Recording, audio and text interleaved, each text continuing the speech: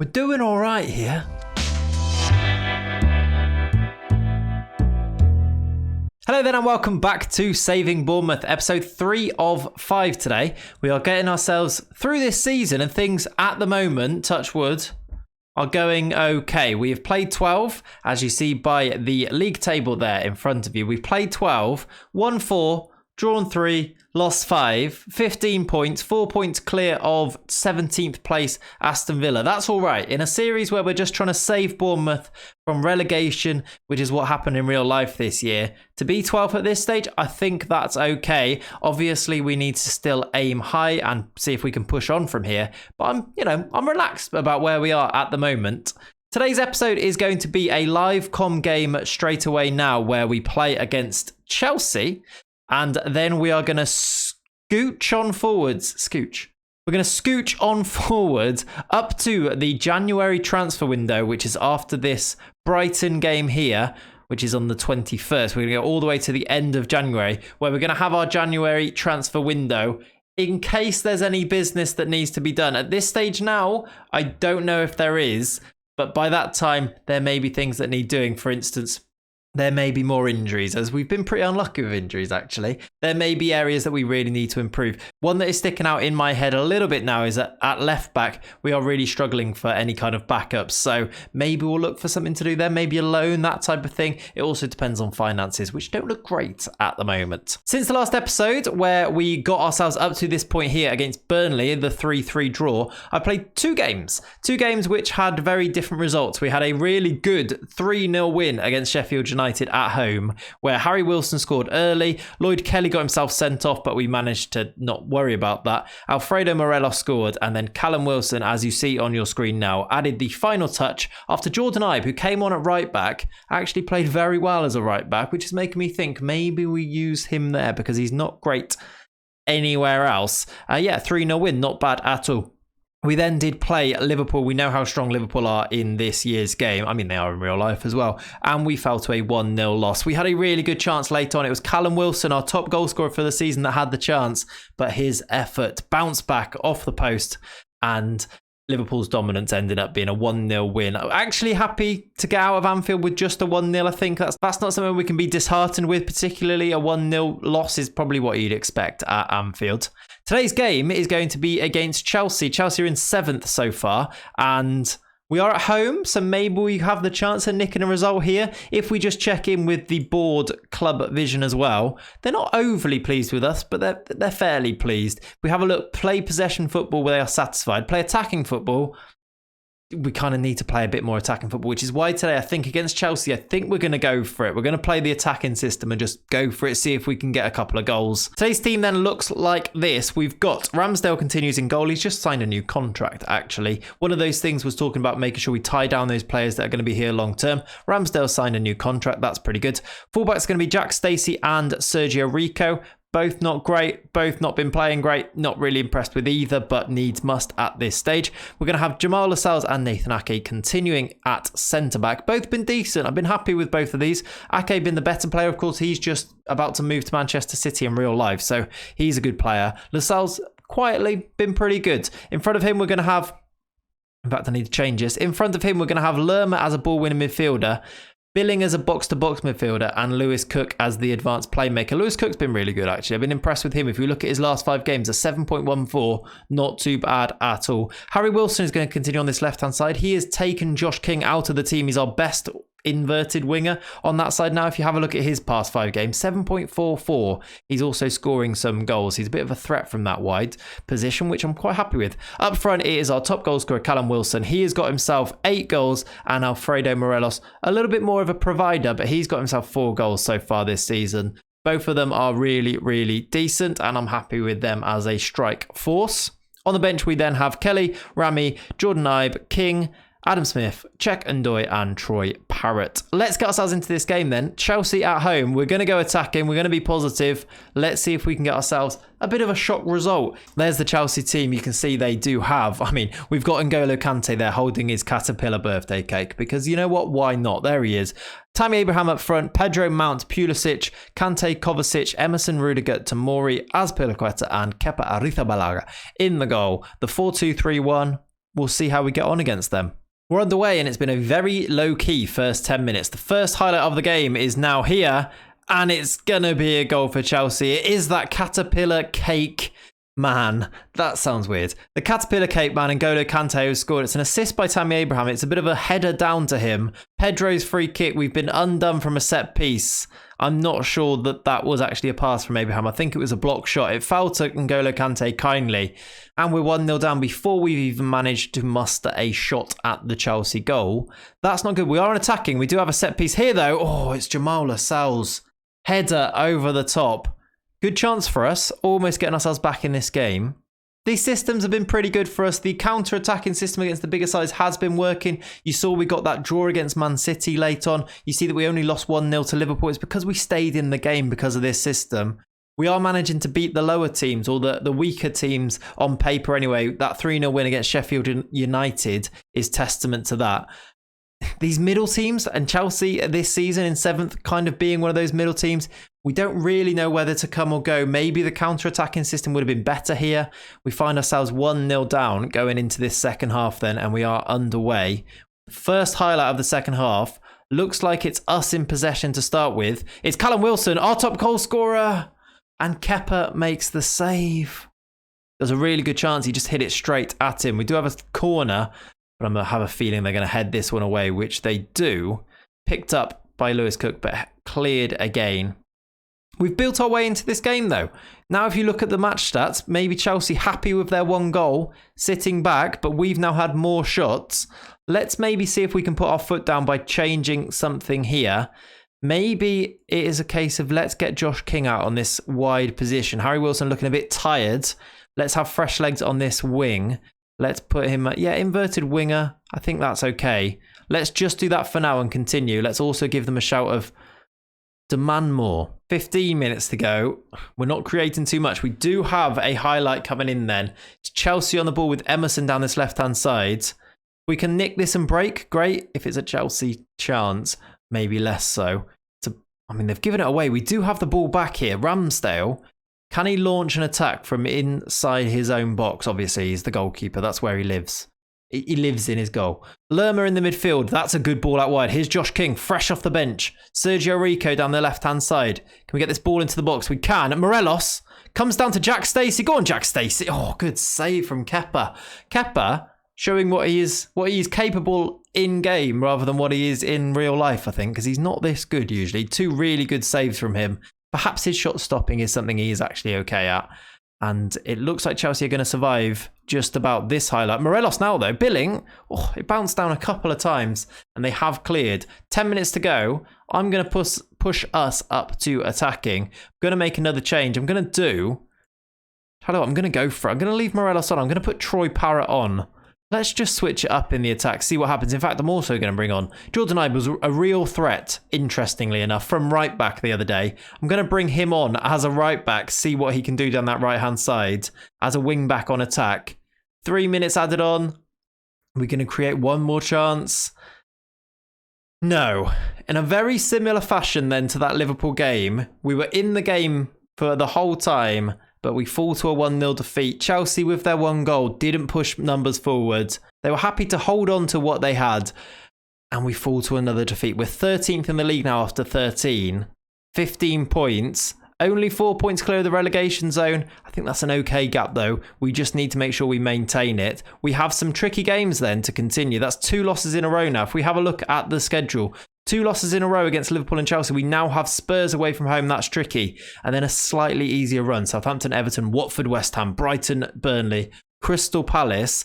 I'm going to go and play all of these games now up till this Brighton match here. That is a big chunk of games. These ones that are highlighted. It's going to be a really interesting time. If we can come through here and pick up a few points, I will feel very confident going into the second half of the season. But that's what we're going to go and do now. I will be back at the click of my fingers or something. All right, we are back. And as you can see by the screen here, it's been a bit of an up and down journey through those games that I said I was going to go and play. It is, though, the 31st of January. It is midnight, so we have until 11 p.m. tonight to conduct any business that we may or may not want to do on deadline day before we kick off the second half of the season. So since the last game that we played together, which was this Chelsea loss here way back in November, we did go on to lose 3-0 to Tottenham. We were blown away. We played dreadfully in that game, and then that made it 3 losses in a row, and I was kind of thinking, if we slide from this point, that could be a bit of an issue before the end of this season. But we turned a corner and actually then went and won 3 in a row, which was against Southampton, a 2-1 win. Morelos getting the winner in this game. Everton, a 1-0 win. Harry Wilson scoring early in the first half. Not early, but in the first half. We held on for the rest of the game there. And then a big 3-0 win against Watford. It looks probably bigger than it actually felt like at the time. They had a man sent off. Chalobah was sent off in the 27th minute. We scored before half time and then added 2 late goals to make it look a little bit more comfortable than perhaps it was. Watford are really struggling this season, as we'll have a look at the table in a little second as well. And then after winning 3 in a row, it's what we do. We decided to go and lose 3 in a row. We lost 2-0 to West Ham. Sebastian Haller and Declan Rice, we were outplayed in this game. We weren't ever really in the game. A 2-0 loss.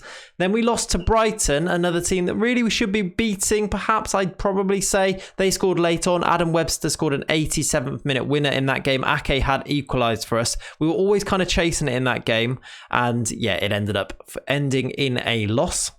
We then lost to Burnley. They scored in the 10th minute. Vidra. We could not find a way through, despite playing at home, despite being probably the better team throughout that game. And at the very least, we did back it up by getting a 3-0 win against Crystal Palace in the next game. Morelos scored twice in this game. And importantly, Troy Parrott scored his first goal of the season in this game. Just the 1 goal so far up to this point from Troy. But, you know, it was an important contribution. He scored the second. We actually left all of these goals pretty late. 68, 70 and 87 to finally beat Crystal Palace.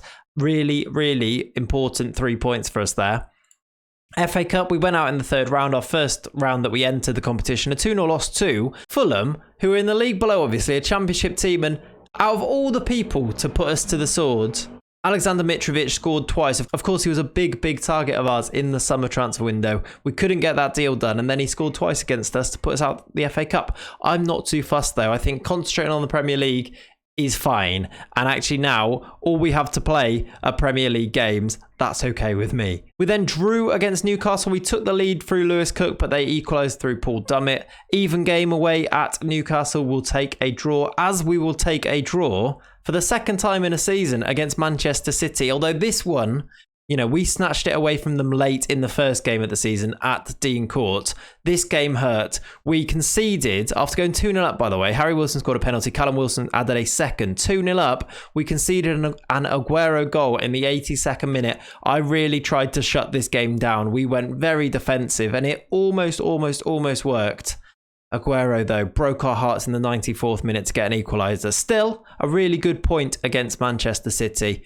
But a point that could have been 3, and 3 points, it's huge at this stage, as was the relief when we did get 3 points against Brighton. Callum Wilson scoring in the 23rd minute, because it means we are 11th in the league on 32 points, 8 points away from that magic 40 points mark, which we have to kind of be aiming for. We are looking to save Bournemouth. We are looking to keep them in the Premier League.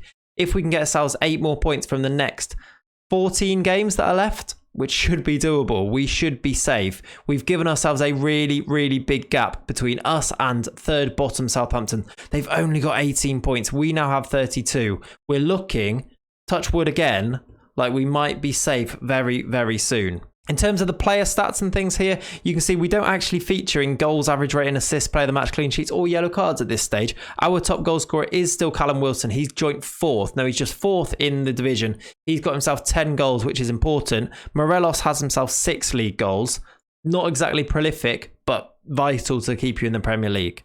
As I said then, it is transfer deadline day, and I'm not sure how much business is going to be done, but one thing that we are going to try and do is maybe sell on Dominic Solanke. He is unhappy here. He is either going to go out on loan, or, I mean, even better for us, we may be able to get a bit of money for him by selling him. He's really not featured this year. I'm going to transfer list him. I'm going to say that we will pay £100 of your wages, Dominic, Big Dom, I'm going to offer him out to clubs. If he goes, maybe then there is a little bit of budget to use to bring in some people. Perhaps in the fullback areas is where I'm thinking we may want to strengthen. If we do have a look, we have no real money. We have 1.3 million in our transfer budget, but we are £5 million in debt. So we do really need to sell if anything's going to happen in this window. Otherwise, this episode could kind of peter out a little bit and nothing much is going to happen. Let's see.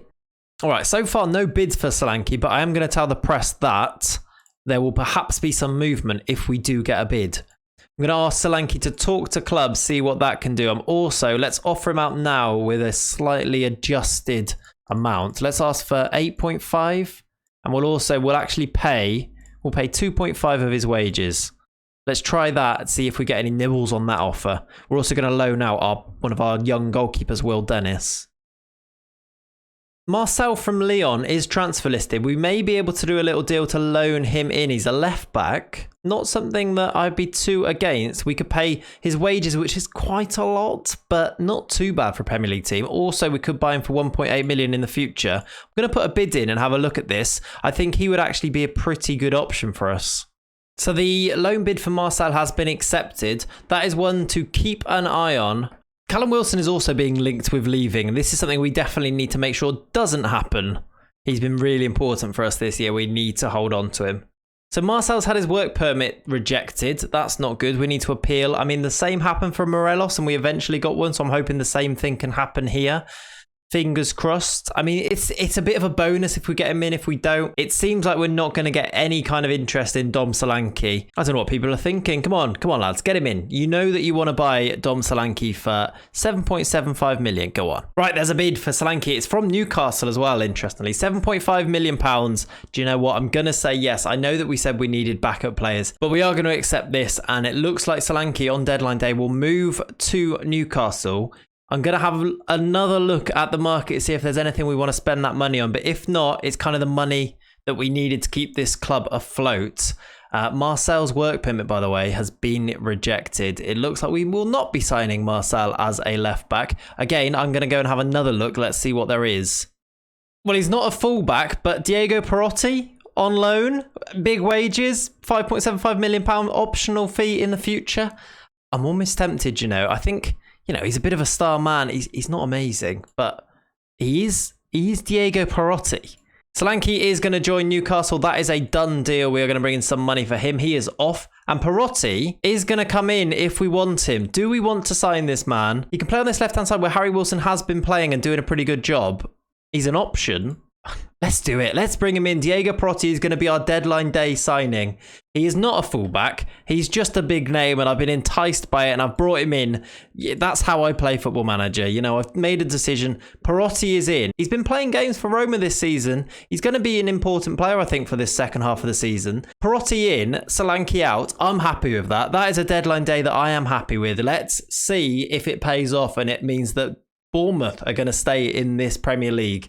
Because we really should from this position. We're delighted to have him. There we go. Right, and that is that. The window has closed. The deadline has passed. The doors have slammed shut once again. And once again, we are going to be focusing on the football on the pitch going from here. Then we've got Leicester away from home next. Then we have Arsenal. Then it is the winter break. We've got a friendly against Zurich there. And then it is the home stretch for the season. Watford, Everton, Southampton, Chelsea, Liverpool, Sheffield United, Tottenham, Villa, Norwich, Wolves, Manchester United to finish. An away game at United to finish. Let's hope that our survival doesn't rest on that final game, because that could be a tricky one. Let's hope we have it all sewn up by then and we can actually have a strong end to this season.